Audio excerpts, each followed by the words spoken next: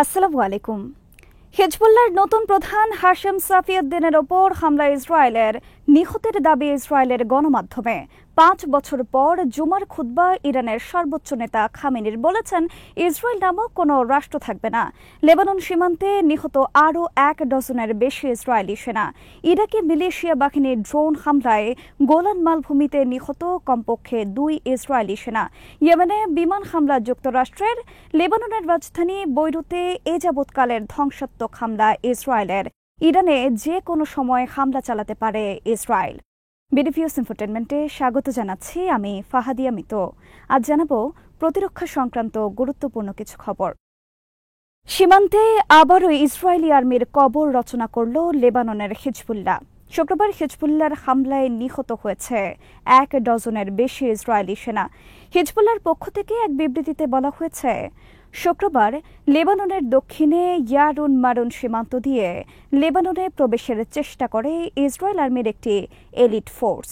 এ সময় সেখানে ওত পেতে থাকা হিজবুল্লাহ টিম হালকা ও ভারী মেশিন গান এবং রকেট প্রোপেলড গ্রেনেড নিয়ে ঝাঁপিয়ে পড়ে ইসরায়েলি সেনাদলের ওপর। হামলায় কমপক্ষে 20 ইসরায়েলি সেনা আহত নিহতের দাবি করেছে হিজবুল্লাহ।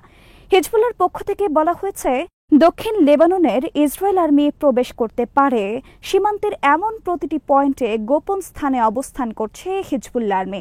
এর আগে গত বুধবার লেবানন সীমান্তের ওদেইসে এলাকায় 30 জনের একটি ইসরায়েলি বাহিনীর ওপর হামলা চালায় হিজবুল্লাহ। এ ঘটনায় ইসরায়েল তাদের 2 ক্যাপ্টেন সহ 8 সেনা নিহতের কথা স্বীকার করে। হিজবুল্লাহ জানিয়েছে, শুক্রবার ইসরায়েল আর্মি আবারও ওদেইসে এলাকা দিয়ে লেবাননে প্রবেশের চেষ্টা করে। তবে ইসরায়েলের অভ্যন্তরে তারা রকেট হামলা পরিচালনা করে ইসরায়েল আর্মির এই প্রবেশ চেষ্টা ব্যর্থ করে দেয়। এদিকে শুক্রবার ইরাকি মিলিশিয়া বাহিনী বড় মাত্রায় হামলা চালিয়েছে ইসরায়েলের দখলে থাকা গোলান মালভূমি এলাকায়। এতে নিহত হয়েছে অজানা সংখ্যক ইসরায়েলি সেনা। ইসরায়েল আর্মি শুক্রবার স্বীকার করেছে গোলান মালভূমিতে তাদের 2 সেনা নিহতের কথা।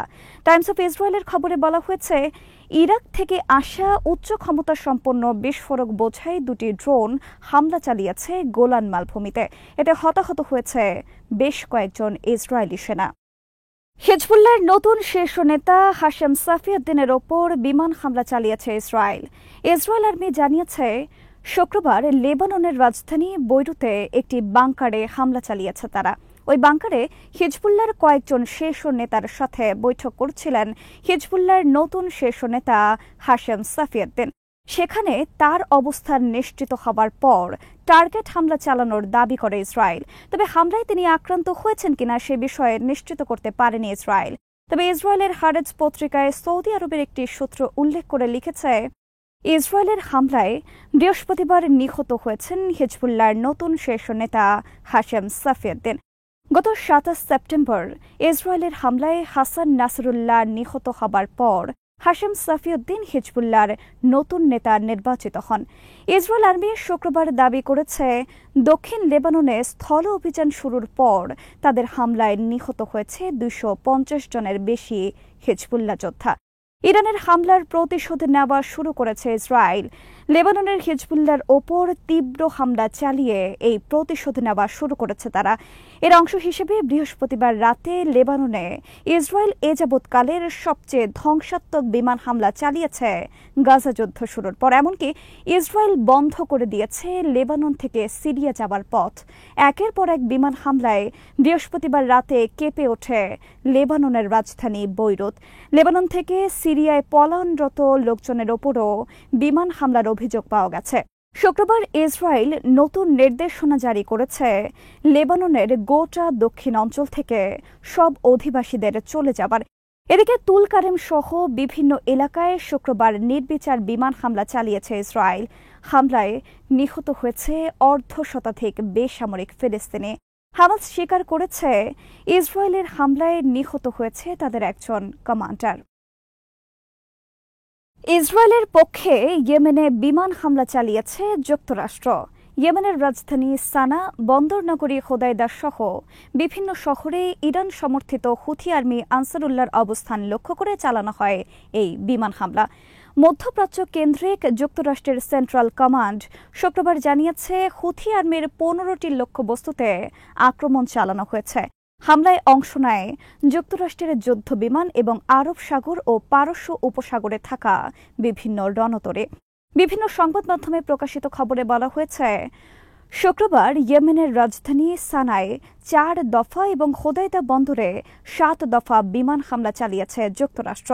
হোদাইদা বন্দরে হামলা চালানো হয়েছে হুথিদের একটি বিমান ঘাঁটিতে। সানা এবং হোদাইদা ছাড়া আর যেসব শহরে হামলা চালিয়েছে যুক্তরাষ্ট্র তার মধ্যে রয়েছে সানার দক্ষিণে দামার এবং বাইদা প্রদেশ। আরব সাগর, লোহিত সাগর ও পারস্য উপসাগর সহ আশেপাশের সমুদ্র অঞ্চলের মুক্ত নৌ চলাচল ও নিরাপত্তার নামে যুক্তরাষ্ট্র, ব্রিটেন, ফ্রান্স সহ বিভিন্ন দেশ গত বছর গাজা যুদ্ধ শুরুর পর থেকে হামলা চালিয়ে আসছে। গাজা ইসরায়েল যুদ্ধ শুরুর পর 2023 সালের নভেম্বর মাসে ইয়েমেন ইসরায়েলের বিরুদ্ধে যুদ্ধ ঘোষণা করে এবং আরব সাগর, লোহিত সাগর, ভারত মহাসাগরে ইসরায়েলগামী সমস্ত পশ্চিমা জাহাজে হামলা শুরু করে।